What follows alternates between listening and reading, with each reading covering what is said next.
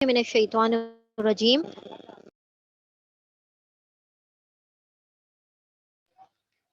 اعوذ باللہ من الشیطان الرجیم بسم اللہ الرحمن الرحیم سورۃ الفرقان سورہ فرقان بھی مکی سورہ ہے. دیکھیں مدنی سورہ ایک درمیان میں آئی تھی سورہ نور، اب پھر سے مکی سورہ شروع ہے. یہاں پہ سورہ فرقان کا مطلب ہم پہلے بھی دیکھ چکے ہیں. فرقان بنا ہے فرق سے، فرق یعنی فرق کر دینا حق اور باطل کے درمیان. تو یہ قرآن کا ایک نام فرقان بھی ہے. اب اس سورہ میں کیا ہے کہ آپ صلی اللہ علیہ وسلم کی جو تعلیمات تھیں، جو کفار مکہ جس کو جھٹلا رہے تھے، تو اللہ سبحانہ و تعالیٰ نے اس کا جواب ان لوگوں کو دیا ہے، جو ان لوگوں نے جو بھی مطلب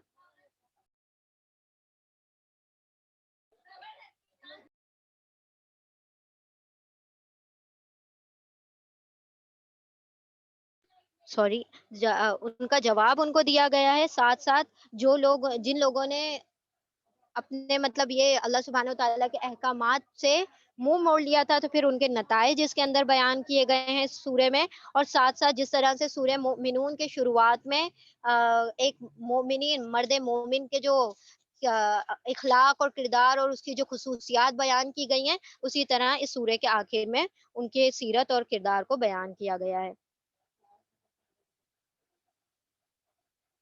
اعوذ باللہ من الشیطان الرجیم بسم اللہ الرحمن الرحیم.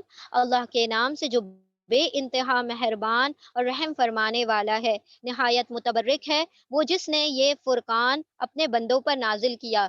یعنی کرائٹیرین جو حق اور باطل کے درمیان فرق کر دے، جو سچ اور جھوٹ کو کیا کر دے، کھلی طور پر واضح کر دے، اس کو دونوں کو چھانٹ کر الگ کر دے، تو اسے فرقان کہا جاتا ہے. اپنے بندوں پر نازل کیا یعنی کہ نبی صلی اللہ علیہ وسلم پر فرقان کو نازل کیا گیا تاکہ سارے جہان والوں کے لیے خبردار کر دینے والا ہو. یعنی یہ جو فرقان ہے یہ ساری دنیا کے لیے بھیج دیا گیا. یہ صرف ایک کوئی نیشن کے لیے نہیں ہے. آپ صلی اللہ علیہ وسلم کی جو بعثت ہے وہ خصوصی اور عمومی دونوں تھی. تو خصوصی اہل عرب کی طرف تھی، اور جو عمومی بعثت ہے نبی صلی اللہ علیہ وسلم کی پورے جہان کی طرف ہے. تو اللہ سبحانہ و تعالیٰ نے یہاں پر عمومی بعثت کا تذکرہ کیا کہ سارے جہان والوں کے لیے یہ اس قرآن میں کیا ہے، نصیحتیں ہیں. جو سیکھنا چاہے اس سے، جو سمجھنا چاہے. جو زمین اور آسمانوں کی بادشاہی کا مالک ہے، جس نے کسی کو بیٹا نہیں بنایا، جس کے ساتھ بادشاہی میں کوئی شریک نہیں ہو سکتا، جس نے ہر چیز کو پیدا کیا، پھر اس کی ایک تقدیر مقرر کر دی. یعنی ہر چیز کا ایک اندازہ، ایک تقدیر، اور ہر چیز کی ایک ڈیسٹنی وہ لکھ رکھی ہے. ہر چیز کی ایک ڈکری اللہ سبحانہ و تعالیٰ نے لوح محفوظ میں مقرر کر دی ہے. لوگوں نے اسے چھوڑ کر ایسے معبود بنا لیے جو کسی چیز کو پیدا کرنے کی طاقت نہیں رکھتے، بلکہ خود پیدا کیے ہوئے ہیں، جو خود اپنے لیے بھی کسی نفع نقصان کا اختیار نہیں رکھتے، جو نہ مار سکتے ہیں، نہ جلا سکتے ہیں، نہ وہ نہ مرے نہ مرے ہوئے کو پھر سے اٹھا سکتے ہیں. یعنی کہ جو صفات اللہ سبحانہ و تعالیٰ کی ذات میں ہے، وہ اس میں سے کچھ بھی کسی بھی چیز کا ذرا بھر بھی اختیار نہیں رکھتے. تو یہ ایسے معبودوں کو کیا کرتے ہیں، اپنا خدا مانتے ہیں. وقال الذین کفروا آیت نمبر 4. جن لوگوں نے نبی صلی اللہ علیہ وسلم کی بات ماننے سے انکار کر دیا، وہ کہتے ہیں کہ یہ فرقان ایک من گھڑت چیز ہے جسے اس شخص نے آپ ہی گڑھ لیا ہے، یعنی خود ہی بنا لیا ہے، اور کچھ دوسرے لوگوں نے اس کام میں اس کی مدد کی ہے. یعنی کہ کچھ لوگوں کو بیٹھا کر اور نبی صلی اللہ علیہ وسلم نے قرآن کو خود بنا لیا. بڑا ظلم اور سخت جھوٹ ہے جس پر یہ لوگ اتر آئے ہیں. کہتے ہیں یہ پرانے لوگوں کی لکھی ہوئی چیزیں ہیں جنہیں یہ شخص نقل کراتا ہے. یعنی کہ آپ صلی اللہ علیہ وسلم کو لکھنا نہیں آتا، یہ پچھلے کہانی کس سے سیکھ کر آ گئے ہیں، اور یہ ان لوگوں سے کیا کرتے ہیں، لکھوا دیتے ہیں اور ہمارے سامنے لے کر آتے ہیں، اور وہ اسے صبح و شام سنائی جاتی ہے. اے نبی صلی اللہ علیہ وسلم، ان سے کہو کہ اسے نازل کیا ہے اس نے جو زمین اور آسمان کا بھید جانتا ہے.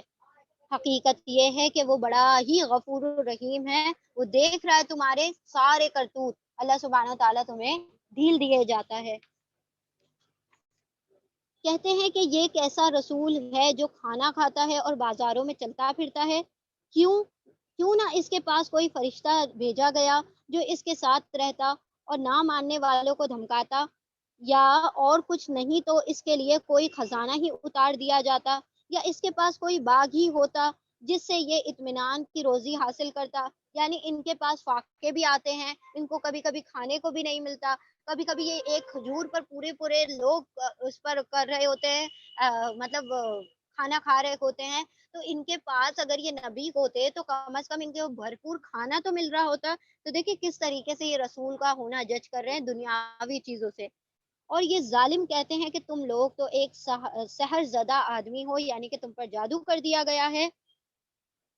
بات ان کو نہیں سوجتی، یہ سحر زدہ آدمی کے پیچھے لگ گئے ہوں گے. دیکھو کیسی کیسی حجتیں یہ لوگ تمہارے آگے پیش کر رہے ہیں، ایسے بہکے ہیں کہ کوئی ٹھکانے کی بات ان کے منہ سے نہیں نکلتی.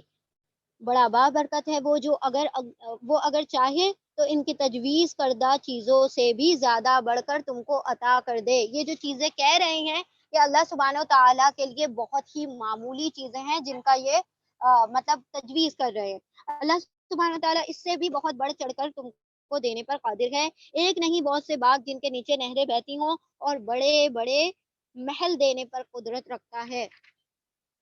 اصل بات یہ ہے کہ یہ لوگ اس گھڑی کو جھٹلا چکے ہیں، یعنی کہ آخرت کی گھڑی کو جھٹلا چکے ہیں، اور جو اس گھڑی کو جھٹلائے اس کے لیے ہم نے بھڑکتی ہوئی آگ مہیا کر رکھی ہے. وہ جب دور سے ان کو دیکھے گی تو یہ اس کے غضب اور جوش کی آوازیں سن لیں گے، اور جب یہ دست و پابستہ ان میں ایک تنگ جگہ ٹھونسے جائیں گے تو اپنی موت کو پکارنے لگیں گے. یعنی کہ ان کو جب جہنم میں اور جب قبروں میں ان کے ٹھونس دیا جائے گا تب یہ کیا کریں گے؟ اپنے رب کو پکاریں گے. اس وقت ان سے کہا جائے گا آج ایک موت کو نہیں بہت سی موتوں کو پکارو. یعنی تم موتوں کو پکارتے رہو، تمہارے لیے کوئی موت نہیں ہے. آج کے بعد تم ہمیشہ کی زندگی میں ہو اور تمہیں یہی عذاب ہمیشہ ہمیش کے لیے چکھتے رہنا ہے. اللہم لا تجعلنا منہم. بسم اللہ الرحمن الرحیم.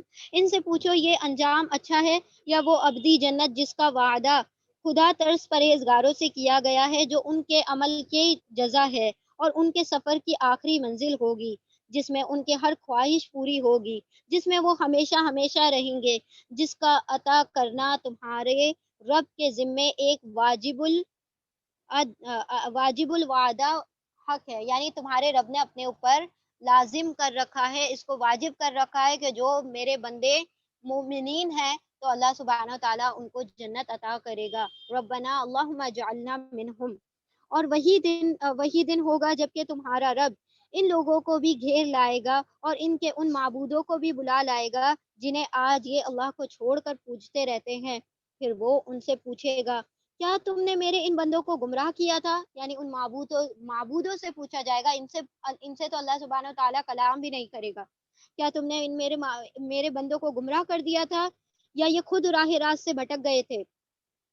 وہ عرض کریں گے پاک ہے آپ کی ذات، ہماری تو یہ بھی مجال نہ تھی کہ آپ کے سوا کسی کو اپنا مولا بھی مان لیتے، مگر آپ نے ان کو اور ان کے باپ دادا کو خوب سامان زندگی دیا، حتیٰ کہ یہ سبق بھول گئے اور شامت زدہ ہو کر رہ گئے.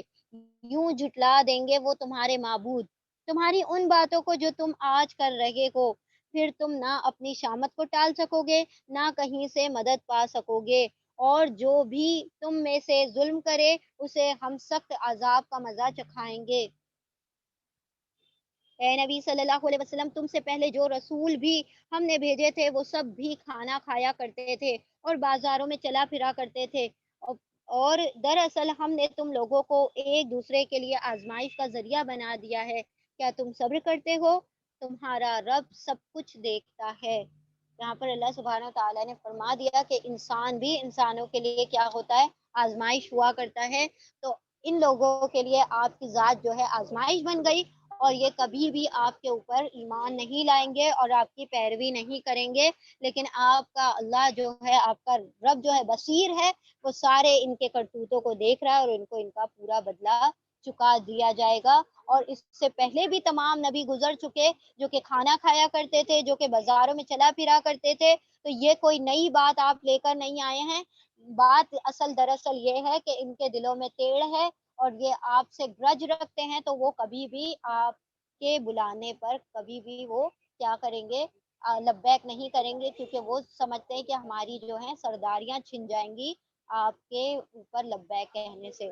اللہ سبحانہ وتعالی ہمیں نبی صلی اللہ علیہ وسلم کے پیارے طریقوں پر قائم رکھے، اور اللہ سبحانہ وتعالی ہمیں ہر وہ سنت جس کو نبی صلی اللہ علیہ وسلم نے پسند کیا ہے اور اختیار کیا ہے، اس پر عمل کرنے کی توفیق عطا فرمائے، اور اللہ سبحانہ وتعالی غیب پر ہمارا ایمان جو ہے پختہ کر دے، اور آخرت جو کہ قیامت آنے والی ہے اور جو ہماری موت آنے والی ہے اس پر ہمارا یقین پختہ کر دے کہ ہمارے اعمال درست ہو جائیں، اور ہم اپنے اور ہمیں راہ راست اللہ سبحانہ وتعالی راہ راست دکھا دے، سیدھی راہ دکھا دے کہ ہم اس پر سیدھی راہ پر چل سکیں، اور اللہ سبحانہ وتعالی ان بندوں میں چن لے جن کو اللہ سبحانہ وتعالی صراط المستقیم دکھاتا ہے اور ان کو ہدایت عطا فرماتا ہے۔ وآخر دعوانا ان الحمد للہ رب العالمین۔ بارک اللہ لی ولکم بالقرآن العظیم۔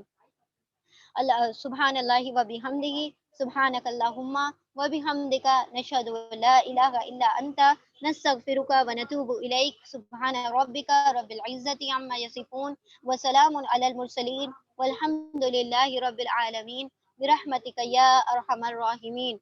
اللهم ارزقني التفكر وتدبر بما يتلوه لساني من كتابك، والفهم له بمعانه، والنظر في عجائبه، والعمل بذلك ما بقيت، إنك على كل شيء قدير۔ اللهم حاسبني حسابا يسيرا، اللهم إنا نسألك الجنة الفردوس ونعوذ بك من النار، اللهم نور قلوبنا بالقرآن، وزين أخلاقنا بالقرآن، ونجنا من النار بالقرآن، وأدخلنا في الجنة بالقرآن۔ اللهم إنا اللهم إنا نسألك الجنة الفردوس ونعوذ بك من النار، ربنا تقبل منا إنك أنت السميع العليم، وتب علينا إنك أنت التواب الرحيم، وآخر دعوانا أن الحمد لله رب العالمين، برحمتك يا أرحم الراحمين۔ اللهم صل وسلم على نبينا محمد صلى الله تعالى عليه وسلم۔ جزاكم الله خيرا كثيرا۔ السلام عليكم ورحمة الله وبركاته۔